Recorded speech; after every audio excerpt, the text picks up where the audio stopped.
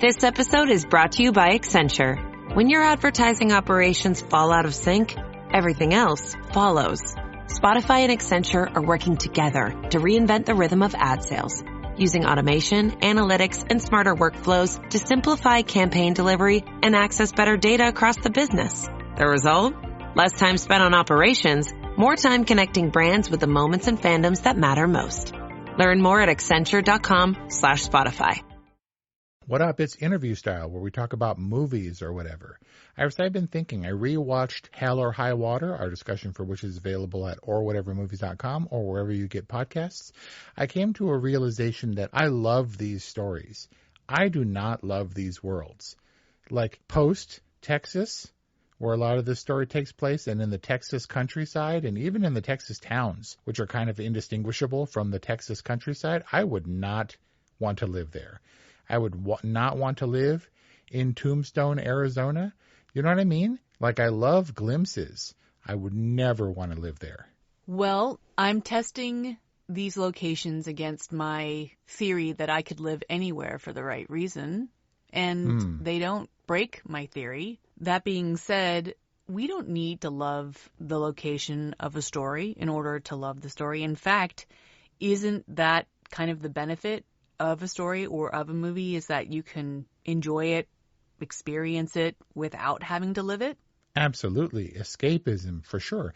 But, a curious disconnect that I don't find with movies is, those YouTube videos in 4K of stunning landscapes, vistas, basically nature documentaries without the commentary? That's not the same thing.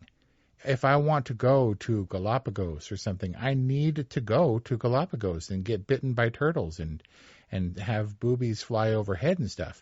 Watching a YouTube video, even in high resolution, is never going to satisfy. That's a curious disconnect, right? Do blue-footed boobies fly? Yes, for sure. And they hop. Well, I recently visited Astoria, Oregon, and felt more connected to the Goonies movie than ever. Yeah, but maybe because it was earned, too. You traveled vast distances to Astoria. It was an adventure. Yeah, true. So you're saying you can experience vicariously through a movie some of these landscapes, locations, environments that you actually don't want to see or to live in, but the ones that you really want to experience, you have to experience in person. Yes, but also probably because I'm carried by the dramatic thrust or the narration, or the story, basically, and not the locations, because I don't think any part of Texas by itself sells itself as a vacation destination. It's beautiful and stark, and you have the whole no country for old men, there will be blood kind of thing, but to actually be there, I'm pretty sure is just an exercise in misery. I certainly don't think about that for modern day Texas, but I do watch period movies and think that I'm glad I wasn't born in the past. Yep. Not only would I be dead today, but they really got super dressed up. And as a California native, that seems like a lot of work. That's why Westerns is so easy to pick apart. It's not fantasy, it's not medieval times or anything like that.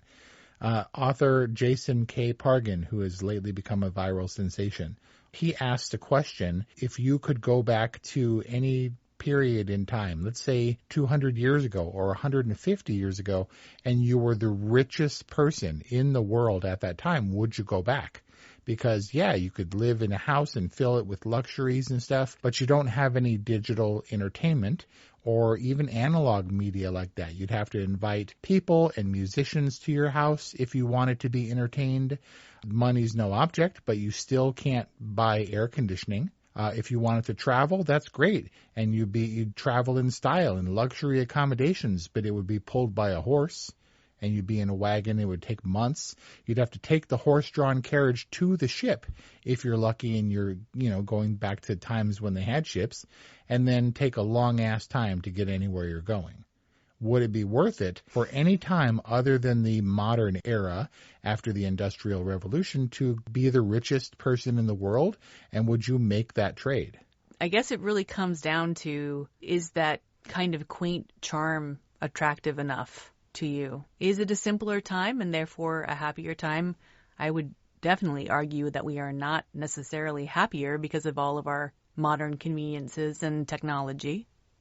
For sure. And to have those requirements stripped away, have the access to us by anybody everywhere, stripped away where nobody bothers us and we could be in peace and I suppose in harmony with nature, there's real appeal to that.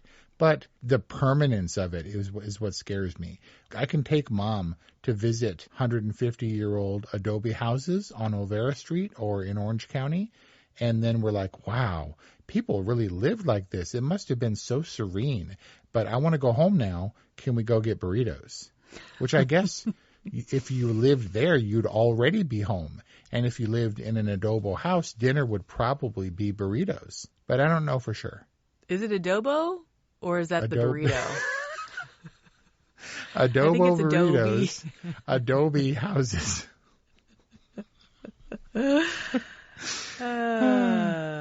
So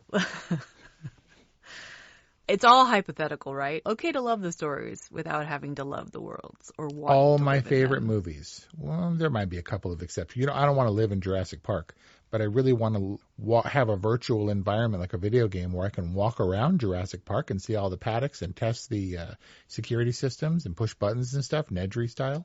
I was definitely thinking about that. I took the girls to the zoo on Sunday and I dreamt of like jumping on the tram and being taken to the secret area of the park where they have the dinosaur breeding facility and what that would be like. They had electrified fences at the meerkat exhibit. Those are wily little bastards, I think. Or is it to prevent people from going in? Yeah, maybe, because it's very open so that you can get a good glimpse. So maybe, but we're also not electrifying little children, are we? In Jurassic Park, they are. Spoiler. Check out our discussion or orwhatevermovies.com wherever you get podcasts. Yeah, maybe Back to the Future. I could live in I did live in 1985, but if I went back to Hill Valley, I would probably be a better skateboarder. But the concentration of citizens in Hill Valley to bullies, the ratio of bullies to cool kids seems a little bit excessive. Let us know if you have any movies that you would actually want to live in those worlds rather than just sit down with comfort, in comfort with popcorn and watch it for 2 hours. Thanks for playing. Okay, love you. Bye. Hey, it's Ryan Reynolds here from Mint Mobile. Now, I was looking for fun ways to tell you that Mint's offer of unlimited premium wireless for $15 a month is back. So I thought it would be fun if we made $15 bills. But it turns out that's very illegal.